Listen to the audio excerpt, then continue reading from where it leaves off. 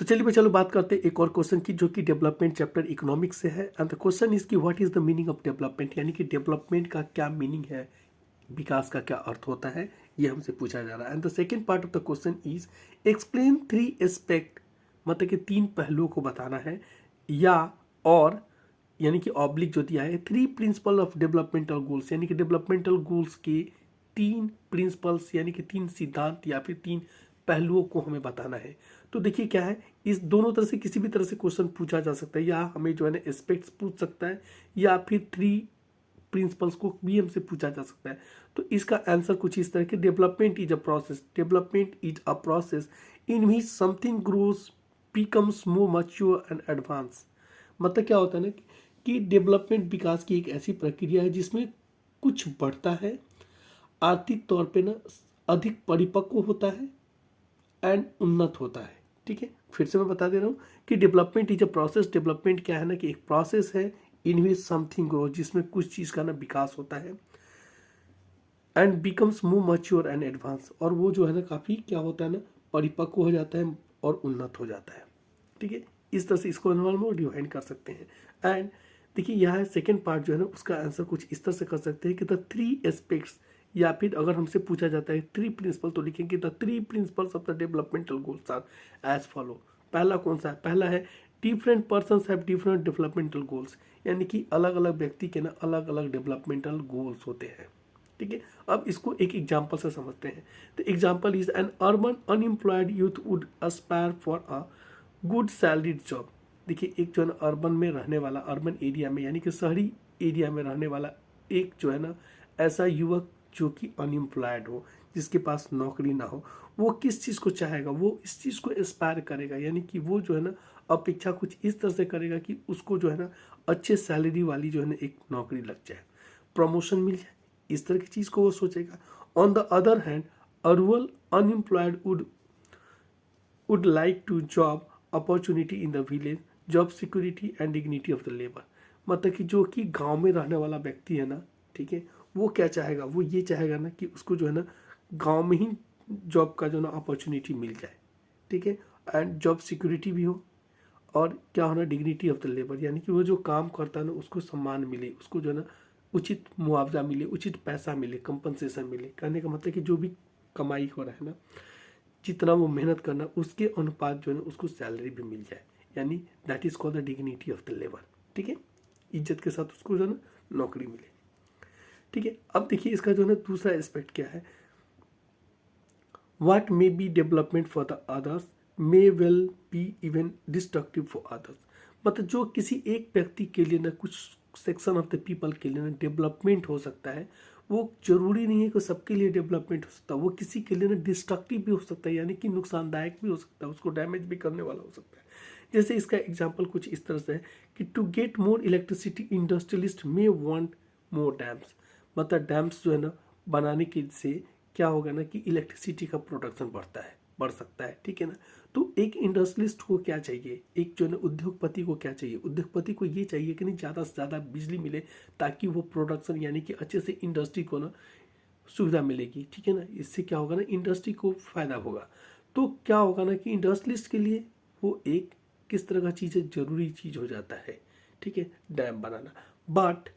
But this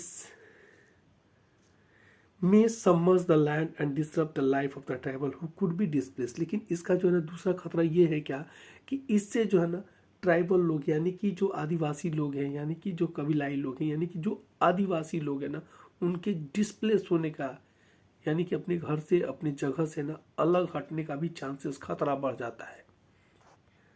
चलिए अब तीसरे एस्पेक्ट की बात करते हैं, या फिर तीसरे प्रिंसिपल की बात करते हैं। तो थर्ड प्रिंसिपल इज कि people look eight mix of goal for development. People जो है ना वो मिक्स ऑफ गोल की बात करते हैं, यानी कि उसके बारे में सोचते हैं।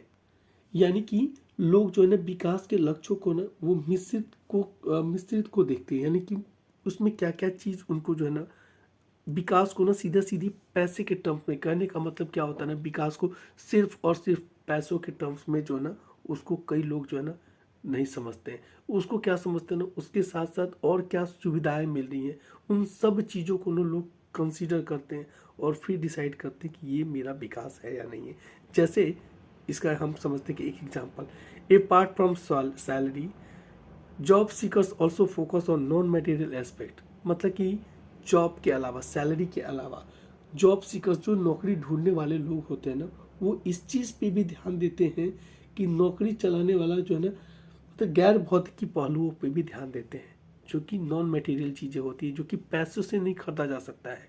ठीक है, उन चीज़ों पे भी ध्यान देते हैं। आप समझते हैं कि वो कैसा हो सकता है। सपोज अगर हम नौकरी कर रहे हैं और हमारा नौकरी जो है ना वो सैलरी मिल रहा है, ठीक है, लेकिन अगर हमारा नौकरी जो है ना बहुत दूर है, तो फिर हम सोचेंगे कि वहाँ जाए या ना जाए नौकरी करने के लिए, है ना। सिमिलरली अगर पैसा कम मिलता है लेकिन पास का ही अगर है, तो हम जो है ना कोशिश करेंगे कि वो नौकरी को ना जल्दी से ग्रैब करे। ठीक है, तो ये चीज़ जो है ना नॉन मटेरियल है, नज़दीकी या दूरी। तो इस चीज़ के लिए भी लोग को जो है ना अपने डेवलपमेंट में उसको मिक्स करते हैं। तो इसी बात को कहा जा रहा है क्या, कि people look at a mix of goal for development. ठीक है, अब देखिए क्या इसका एग्जाम्पल है, apart from the salaries the job seeker also focus on non material aspect such as equal treatment. ठीक है, इक्वल ट्रीटमेंट की बात हो रही है, मतलब कि नॉन मटेरियल चीज़ हो गया कि अगर सबको एक समान पेमेंट मिले, ये भी इक्वल ट्रीटमेंट हो गया। ठीक है, रिस्पेक्ट फॉर इंडिविजुअल, वहाँ पे क्या हो रहा है ना कि हर आदमी को ना इज्जत मिले, सम्मान मिल रहा है। सेफ हो, सिक्योर वर्क इन्वायरमेंट हो, ये सब चीज़ जो है ना हमें जो है ना एक मिक्स गोल को वो डेवलपमेंट के लिए ना सेट करता है। जैसे कि इसमें एक और चीज़ आ जाएगा, जैसे मैंने आपको बताया क्या, कि अगर हमारा जो है ना नौकरी जो है ना बहुत दूर पे बहुत ज़्यादा पैसा दे रहा है, लेकिन अगर बहुत ज़्यादा दूर है तो भी हम सोचते हैं, और अगर नज़दीक है और थोड़ा कम भी पैसा मिलता है ना, तो हम कंसीडर कर लेते हैं। तो ये जो दूरी वाला जो फैक्टर हो गया ना, ये भी एक नॉन मटेरियल फैक्टर ही होता है। तो चलिए बात करते हैं अब तीसरे क्वेश्चन की, and the question is and the question is the people have conflicting developmental goals. देखिए इस तरह से ना क्वेश्चन को पूछा जाता है, यानी कि यहाँ पे देखिए स्टेटमेंट है, कोट है एंड दिस इज अनकोट। तो कोट और अनकोट के बीच में यानी कि एक स्टेटमेंट दिया हुआ है, और इस स्टेटमेंट को क्या कह रहा है ना, हमसे कहा जा रहा है क्या है, support the statement with suitable example. हमें जो है ना एग्जाम्पल के समेत, एग्जाम्पल देने के साथ जो है ना हमें इस चीज़ को जस्टिफाई करना है, सपोर्ट करना है कि people have conflicting developmental goals. और इसमें जो है ना सबसे अच्छा एग्जाम्पल जो है ना वो डैम वाला इंडस्ट्री का जो है ना, डैम का वो फिक्स आता है। ठीक है, चलिए समझते हैं इसको आंसर कैसे करेंगे।